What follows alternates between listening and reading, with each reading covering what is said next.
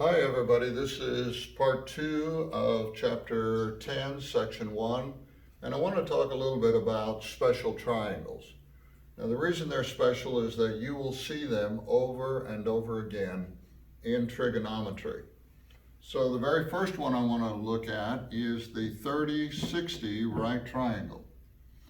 Now there's a ratio of sides here that you should memorize. You will see these in expectation, in the SAT, in the ACT, just about every test that refers to trigonometry in the math section will expect that you know these. So we're going to start out here with some very simple numbers. I'm going to put 2 here, 1 down here, and the square root of 3 over here. And that's very commonly the multiples that you see. 2 for the hypotenuse, 1 for the short side, and square root of 3 for the intermediate side. However, I would suggest you memorize it this way. S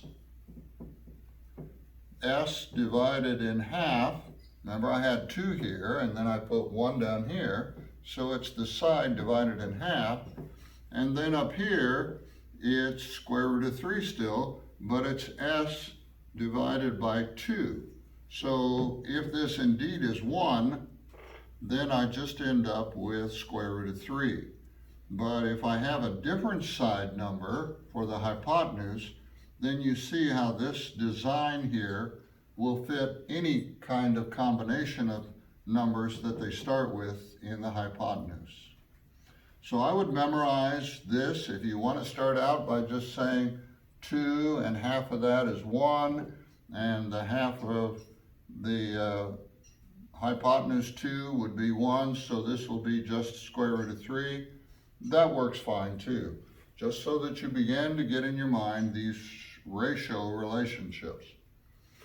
Now over here is another triangle. This is the 45-45 right triangle. And both of these sides will be the same. So I'm going to start out with some easy numbers, 1 and 1. Well, that's easy. Well, that makes then this hypotenuse the square root of 2. So you can memorize that if you want, and that will be useful to you. However, I prefer to have it this way.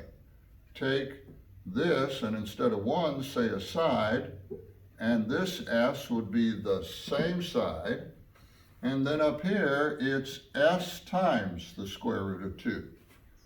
So if the side happens to be a strange number, that's fine. You can still handle it because you'll write it here and here and here and just add in square root of 2.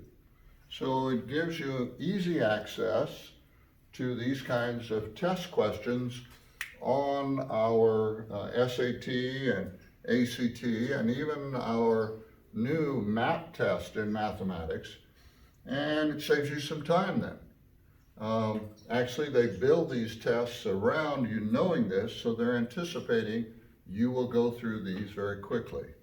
So that's identifying some very special triangles. Now I want to add one more to you. And this is, you can look in your textbook and it will be there. This is called a 3, 4, 5 right triangle. Now, you will recall back probably in about 5th or 6th grade, you may have learned the Pythagorean theorem.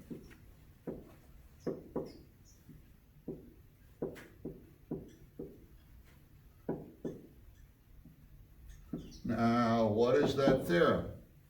Well, if I labeled this A and this B and that C, I would say A squared plus B squared equals C squared, the hypotenuse. So if you were to square that, add them together as squares, it would equal 25, which would be the square of that number. So this ratio here, 3, 4, 5, is called a Pythagorean